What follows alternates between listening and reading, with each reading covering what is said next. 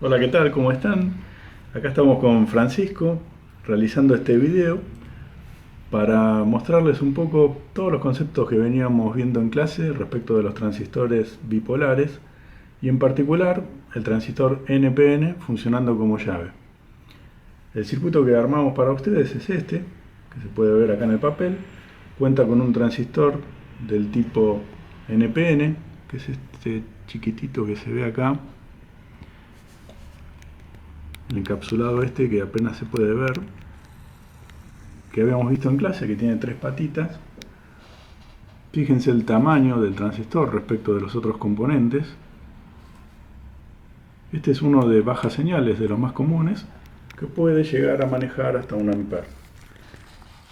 El circuito que planteamos es el siguiente.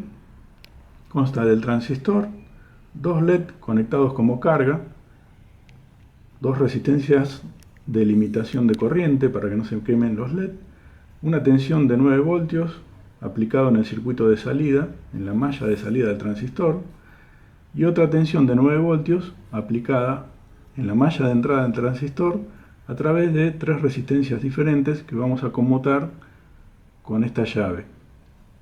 Esta llave nos va a servir para colocar en paralelo con la carga, una carga exactamente igual, para ver qué sucede con las corrientes en la malla de salida a medida que variamos las corrientes en la malla de entrada. ¿Cómo variamos las corrientes? Insertando en la base distintas resistencias. Para ahorrar una fuente de alimentación, fíjense que esta tensión es de 9 volt, esta también es de 9 volt, lo que podemos hacer es tomar una sola tensión de 9 volt tanto para la malla de entrada como para la malla de salida. Para eso realizamos este circuito, que es el que tenemos planteado acá, con una sola fuente de alimentación de 9 voltios. En la escala de arriba estamos viendo tensión, 9 volt, en la de abajo, miliamper. Como no tengo nada conectado todavía, no me marca nada.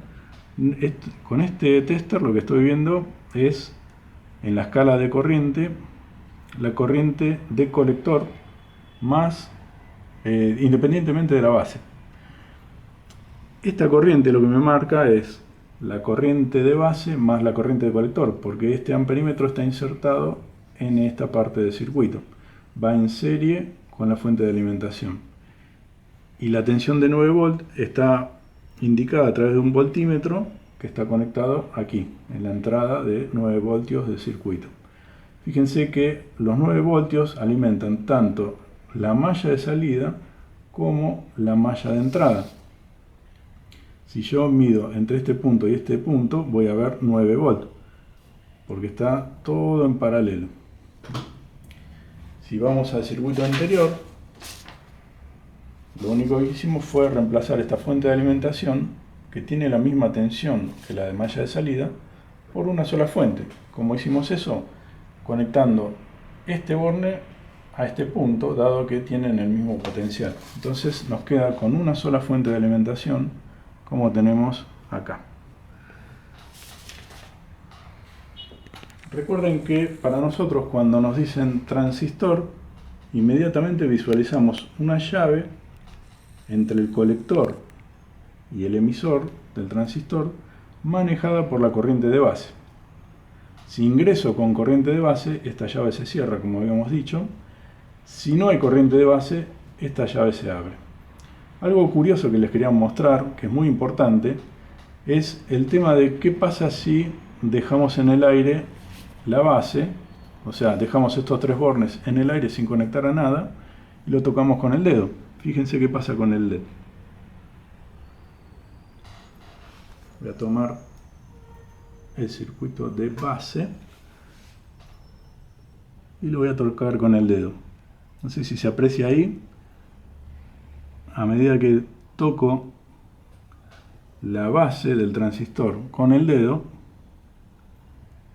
la llave tiende a cerrarse, pero no se cierra del todo. ¿Por qué? Porque esto es ruido. No alcanza a ingresar la corriente necesaria para que la llave se cierre totalmente. Y fíjense cómo varía la corriente que estoy midiendo en el LED este. O sea, acá la corriente directamente, la corriente colector. Yo acá inserté un amperímetro tomado desde el multímetro. Esto me está indicando corriente de colector y fíjense que cuando toco con el dedo, además de encenderse este LED que está conectado al colector, también indica corriente. ¿Qué pasa con esto? Esto es un efecto indeseado porque el ruido me está accionando la llave. Yo ahora lo estoy tocando con el dedo, pero si este circuito tiene cables muy largos y está inmerso en un ambiente industrial, seguramente esto va a producir cierres no previstos de la llave. Esto, si yo lo dejo así, estaría mal diseñado. Para solucionar eso hay varias formas. Una es conectar una resistencia desde este punto a masa para fijar un potencial a masa mientras no aparezca una tensión. Bien, ahora vamos a accionar el circuito primero con la resistencia de 1K. Voy a conectar esta llave a este punto de resistencia de 1000 ohms y vamos a empezar a sacar conclusiones.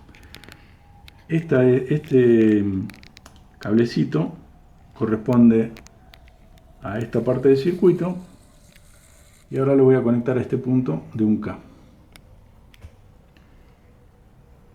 El LED se enciende a pleno brillo. Estamos viendo que están circulando unos 7 mA por el colector, de la corriente que circula por acá.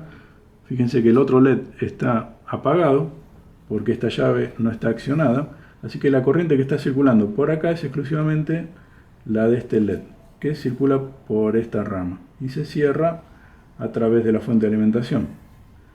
Sigue por acá, así circula la corriente esta de colector. Pero fíjense que me está indicando la fuente. La fuente me está indicando, además de estos 7 mA, 13 mA. ¿Por qué? Porque aproximadamente, por la resistencia de 1K, está circulando 6 mA, un poquito más. No tengo tanta resolución como para verlo ahí, pero supongamos que son unos 6 mA. ¿Qué son esos 6 mA? Son la corriente que está circulando por la base más la corriente que está circulando por el colector. Esta es corriente de base más la de colector, que es lo que me está indicando acá, 13 mA. Esta corriente se divide en aproximadamente 6 mA por la base y 7 mA por el colector. Vamos a medir la tensión que cae acá. Vamos a medir esta caída de tensión con este multímetro. A ver qué nos está dando sobre la resistencia de 1K.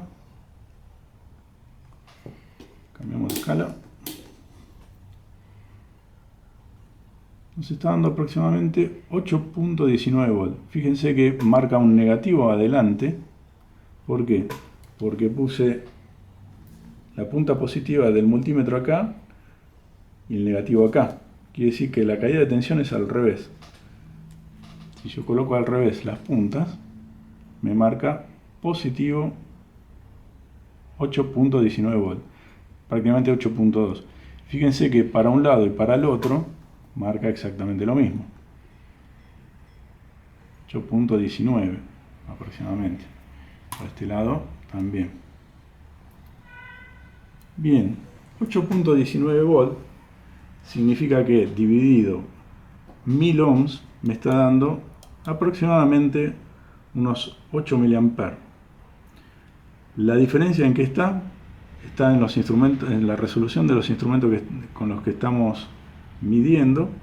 Por eso es que hay una diferencia de aproximadamente 1 o 2 mA en la corriente de base. Pero vamos a suponer que está alrededor de los 6-7 mA, así que la suma de las dos es lo que me estoy viendo acá. ¿Esto por qué? Porque ahora vamos a pasar a ver la conexión en 470 ohms.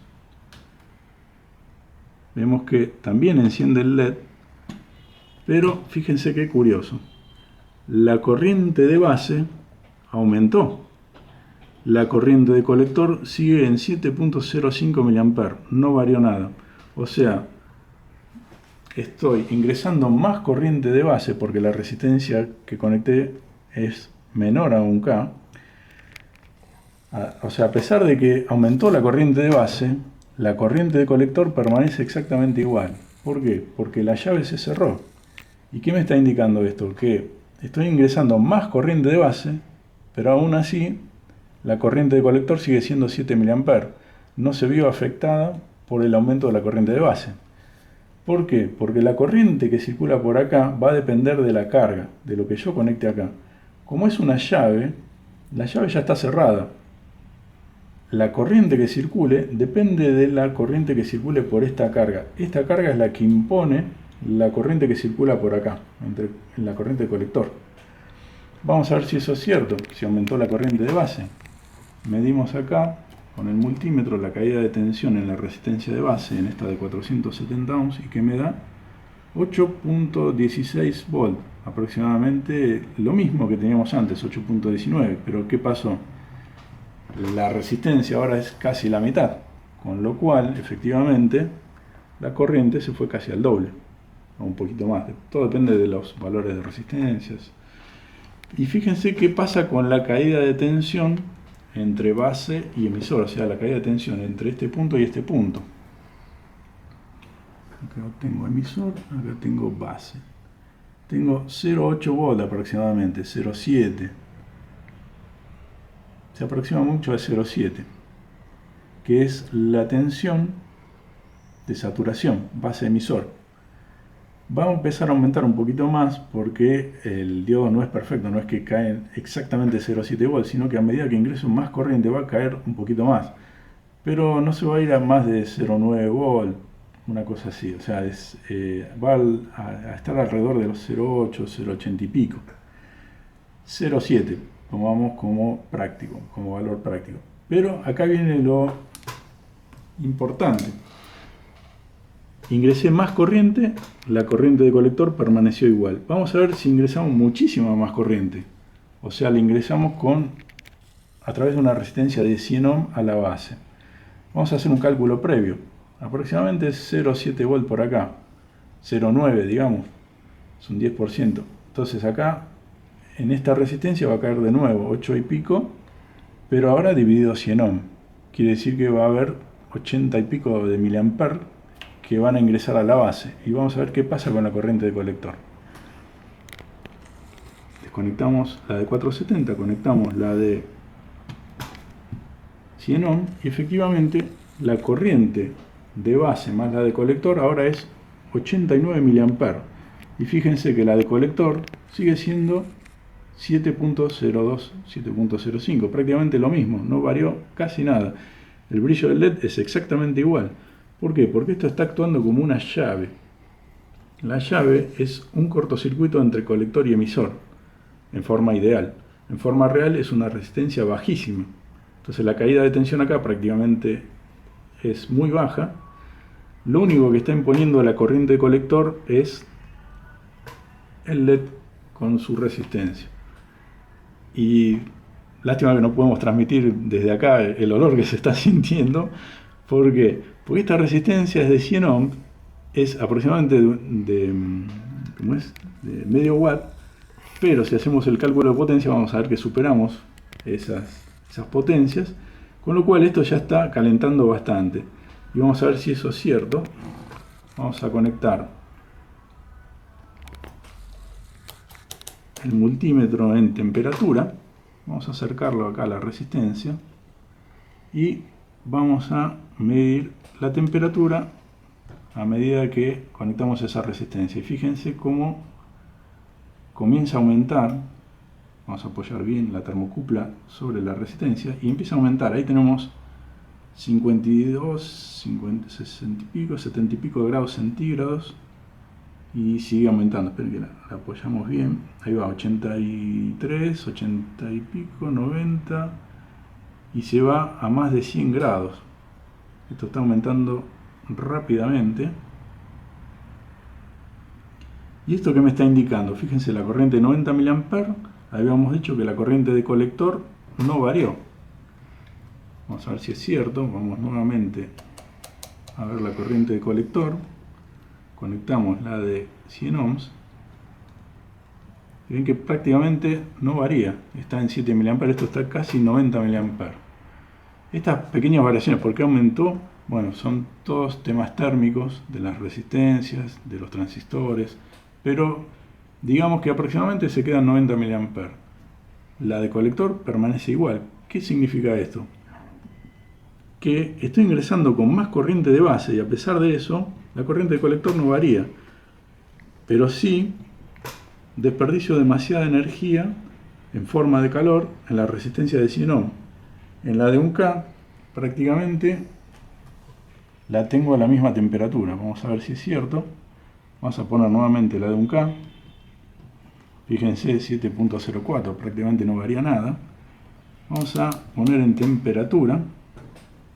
Vamos a ver qué temperatura tenemos en la de 1K. Prácticamente temperatura ambiente. 24 grados. Prácticamente no varía. ¿Qué quiere decir esto? Que estoy ingresando con la corriente necesaria para que la llave se cierre sin consumir energía demasiado en la base. Logro cerrar la llave entre colector emisor y encender el LED. Si lo conecto en la resistencia de 100 ohms, hago lo mismo, cierro la llave, pero ¿qué pasa? Estoy consumiendo energía innecesariamente. Fíjense cómo la temperatura sobre la resistencia comienza a aumentar rápidamente. ¿Qué quiere decir? Que está circulando demasiada corriente por la base. Logro cerrar la llave, pero al precio de consumir demasiada energía inútilmente en el circuito de base. Entonces, con 100 ohms logro hacer lo que quiero, pero estoy gastando innecesariamente energía. Por ello es que habíamos prefijado unos conceptos para calcular estas resistencias. Uno era a través de lo que se denomina el H